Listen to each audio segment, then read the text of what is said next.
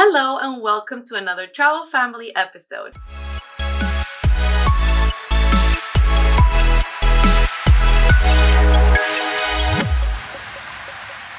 My name is Marae, and today we are going to be talking about how to plan activities for a flight with a toddler. If you're new here, we are an academy made by parents and for parents. Our goal is to help you strategize around traveling with children so it stops becoming overwhelming and starts becoming the awesome experience-filled adventure that it should be. Check out our blog at travelfamilyacademy.com/blog and our Instagram at Travel Family Academy, where we share daily tips, videos, and resources on how to make traveling with babies and toddlers easier. Without further ado, let's talk about entertaining a toddler on a flight. So if you're brand new here, if you're a brand new mom and you've never flown with a baby before, I suggest you look at our other videos because we talk a lot about that and give you tons of tips. But if you are a mom that has a baby already, transitioning into this toddlerhood stage, I know the panic of thinking, okay, I'm gonna go on a flight. The previous flight was fine, but they were not mobile, and now they are, and they have all this energy. And how am I going to keep this child sitting down and kept to themselves for 6 hours, 5 hours, 7 hours, 2 days with a layover, or 11 hours straight? So if this is you, you're in the right place. We're gonna be talking about how we strategize our activities so to keep your toddler entertained while on a flight. A lot of people think that the more toys you bring, the better it is. But the reality is that kids do not need a lot of stuff on the flight. And this is going to make your life easier. So I know that a whole industry of toys out there is coming up with a million ideas of things you can do. But instead of doing all that, we suggest you actually go back to basics and put together an activity backpack that you can bring for the flight. And we're going to teach you how to do this. Think about the age they're in, right? So if you have a toddler that's like between 10 months, 12 months, they've just started playing with toys that are super engaging, right? You want to stay away from anything that makes noise, obviously, and anything with too many pieces. If you have a child on the younger side, you definitely don't want to bring anything that has too many pieces because you will spend the whole flight picking things off the floor. But if you have a toddler that's a little bit older, you can consider this, and there's a ton of toys that we recommend. If you actually check in the section below, we are going to be including a link to our Amazon page where we share all of our ideas for toys to put together for different age groups, for travel, for car seats, and for flights as well. So check it down below. And we have our own personal fly and play kit, which is a printable kit you can purchase. We'll have the link below as well. And this kit allows you to print over and over again a whole set of activities that we have tried and tested and loved for our toddlers in all of the flights we've taken recently.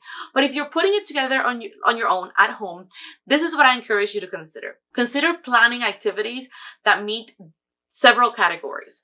First, you want activities that meet their emotional needs, right? So you want to put something that you can do together with your child. It could be a puzzle, it could be a big puzzle, not a million pieces. It could be some Play-Doh that you can do together, some coloring that you can do together, things like that. Then you want to play into their creative side. So, when you're on a flight, you don't want to be doing something super strenuous. You want to be relaxing. You don't want them to be jumping up and down the flight. That's for before the flight.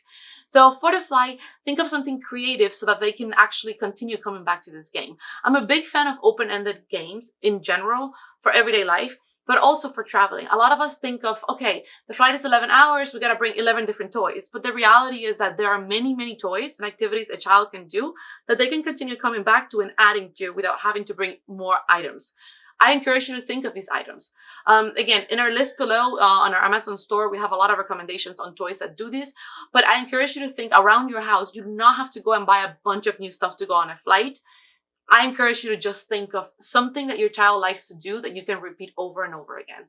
For example, my toddler loves doing crafts and she loves dinosaurs. So for one flight, I took a roll of toilet paper and some tape, which we bring on every flight. Tape is one of the best things you can bring for flights. They love it. It's like stickers. This paper roll, I basically tape the sides and I put a dinosaur inside. And then I put tape on the tray table. I extended the tray table and put tape between like the gap from the tray table when it extends and the seat so that the roll wouldn't fall on the other side. And then the game was that we had to blow the paper roll from the end of the tray table all the way to the end. And whoever got the paper roll to reach the end faster got to uncover what was inside, the surprise, and inside of the paper roll was a dinosaur. So as you can see, this simple game is multi-layered.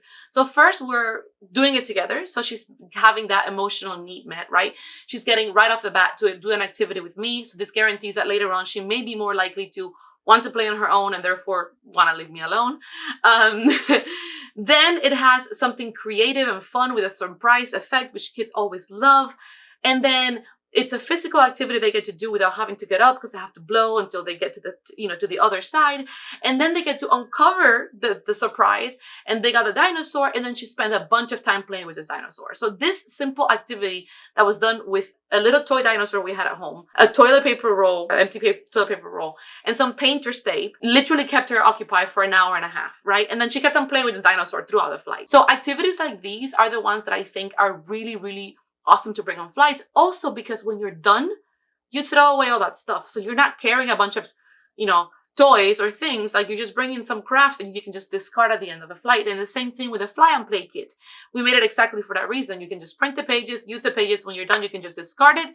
And then you can print them again on the next flight without having to worry about carrying a bunch of toys with you on vacation or to come back home with. The next type of toys that I encourage parents to think about are quiet toys that encourage imagination and creativity. And the reason for this is because generally when a child is using their imagination and creativity, they tend to be more likely to play on their own. So in the example I just gave before, where she had the dinosaur, this little tiny figurine of the dinosaur that she had just rescued, right, from the game we made, like, she had already a story with it. So then she spent a long time playing with it. I don't know what she was doing, obviously, because I didn't ask her, but she was like going around and doing things and probably taking the dinosaur through another land and whatever it was, right? So toys and activities that you can think that are going to promote their creativity and imagination, it's going to keep them engaged a lot longer than a toy that just makes a lot of noise. Another toy we love bringing on board is activity boards. So they have quiet activity boards that are Velcro and quiet, there's obviously, and light. They're not made of wood or anything like that, but they're really engaging, and they get to, buckle and unbuckle and sit up and sit down and just play with it. And this is something really fun for kids as well to do on flights, and it's a quiet activity. We do like bringing tablets, and we do like letting our kids watch movies on the flight. That's not something we're against at all. If that's you, that's totally fine. You can skip this section. But if you are going to bring a tablet or games on your phone or something of the sort, or count on movies on the flight for your child, we recommend that you do this after the activities. Because what happens is, a lot of times kids get really excited when they think about watching a movie on the flight or playing with a game. But then an hour into the flight, it's lost its appeal. And now you're left with an overstimulated child that's coming down from watching a really fast-paced show or doing a game on their phone. And now you try to have them play with tape and toilet paper, and they're just like, no, this is not gonna cut it. So then you're gonna have an overtired child that's gonna be trying to engage with you or play with you because they no longer have the game they were doing. So we try to reserve the movies and the games and all that for later into the flight, towards the end of it versus the beginning, so we can get all of the games out of the way. The other type of games that we really recommend you bring for toddlers especially are mental games. So, flashcards, things that basically teach them things, right? So whether it's learning to match objects and colors, we have that in the play and fly and play kit as well. Anything like that that's basically like a craft without having to have too many things that will engage them and also make them think.